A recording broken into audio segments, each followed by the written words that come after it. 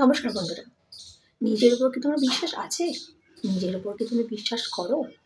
কারণ সেই বিশ্বাসটাই যে সব। আত্মবিশ্বাসই তোমার জীবনের উন্নতির চাবিকাঠি।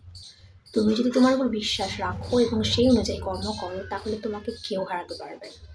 তাই সেই আত্মবিশ্বাসটাকে না কখনো টলাতে দেবে না। কারণ যখন সেটা টলতে শুরু করে না, তখনই সব কিছু ভেঙে চুরমার হয়ে যায়। তাই জীবনে যদি কিছু করে দেখানোর ইচ্ছে থাকে, সবারই থাকে অবশ্যই, এবং দেখা তো উচিত। প্রত্যেকের নিজের স্বপ্ন পূরণ করার অধিকার রয়েছে, এবং তার জন্য সবার আগে দরকার আত্মবিশ্বাস এবং কর্ম। কর্ম তো তোমাকেই করতে হবে। ভগবান আমাদের পথ দেখান এবং সেই পথে আমাদেরকেই চলতে হয়।